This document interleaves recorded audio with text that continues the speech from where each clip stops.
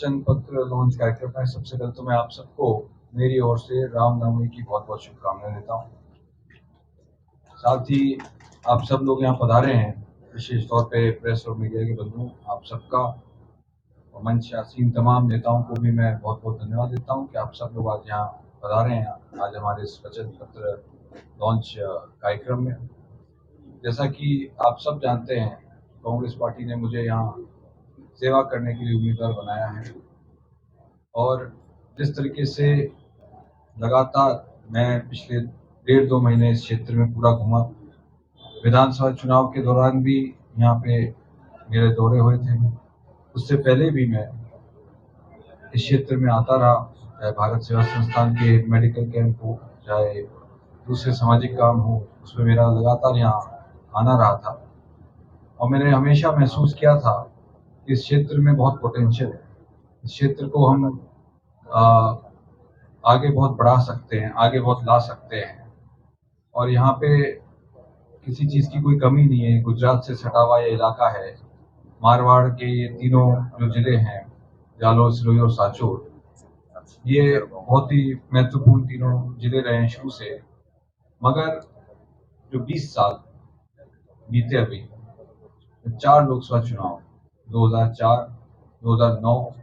2014 और 2019, ये 4 लोकसभा चुनाव पीछे गए। इसमें क्षेत्र की जनता ने भाजपा को मौका दिया और लगातार मौका दिया है। चारों लोकसभा चुनाव दिया था, मगर अब आप देखें कि जब हम देखते हैं इन 20 सालों को और जो फीडबैक आया है इस क्षेत्र से, हम प्रवासियों में भी गए,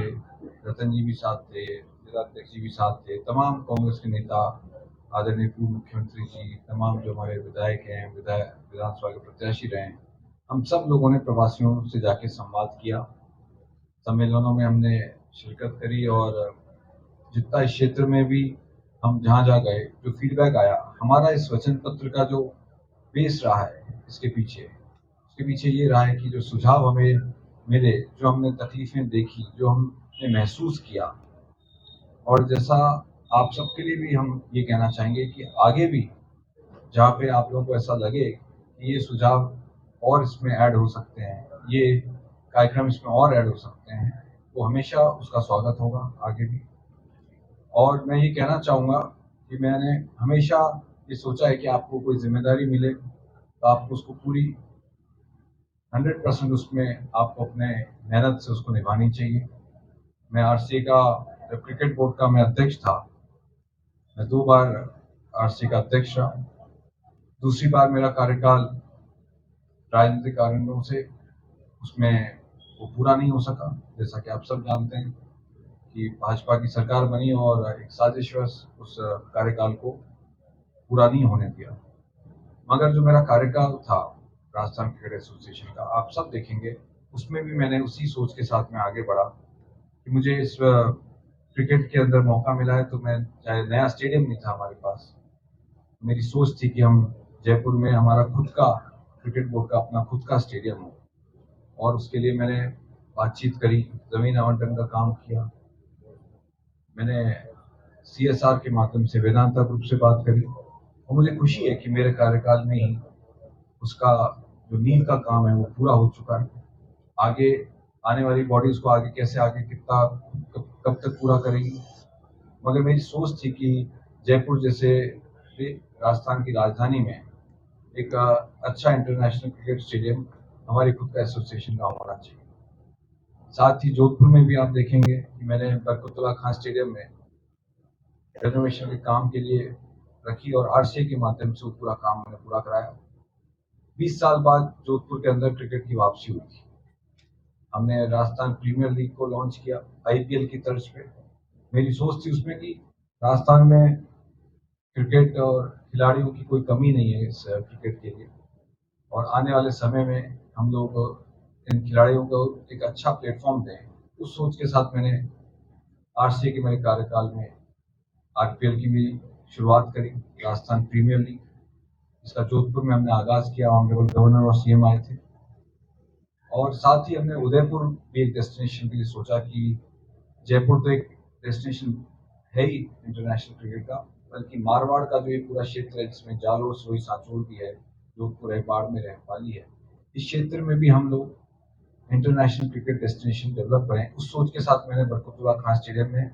जब आदरणीय गहलोत साहब का पहला कार्यकाल था, तब वहाँ पे कोई इंटरनेशनल मैच हुआ था इंडिया वर्सेस वेस्ट इंडीज। उस मैच के बाद वहाँ 20-22 साल जो गए, वहाँ कोई मैच नहीं हुआ, क्रिकेट पे वापसी ही नहीं थी, वहाँ क्रिकेट वापस हुआ ही नहीं उस बरकतुल्लाह खान स्टेडियम में। मैंने आरपीएल के सारे मैचेस करवाए, लेजेंड्स लीग कराई, सेलिब्रिटी क्रिकेट लीग कराया, और उस दिशा में मैं बढ़ा आगे। साथ ही मैंने उदयपुर के लिए जो मेवाड़ है, वहाँ भी हम चाहते थे कि एक 3 बड़े सेंटर्स बने राजस्थान के अंदर। तो मेरी सोच हमेशा डेवलपमेंट ओरिएंटेड रही, डेवलपमेंट को आगे हम कैसे जाएं, जिस भी पोजीशन पे हम हैं। मुझे कांग्रेस पार्टी ने मौका दिया जालोर सिरोही सांचौर से रिप्रेजेंटेशन का, तो मैं आप सब लोगों के सामने आज इस वचन पत्र को लॉन्च कर रहा हूँ। हमारी सोच है कि आने वाले समय में भी ये एक उदाहरण बने कि जब भी कोई उम्मीदवार मैदान में उतरे, चाहे किसी भी पार्टी का हो, वो अपनी सोच जनता के सामने रखे, वो घूमे, वो सुझाव ले, सब सेक्टर से बात करे, तमाम जो विभिन्न विचारधारा के लोग हैं उनके साथ बातचीत करें।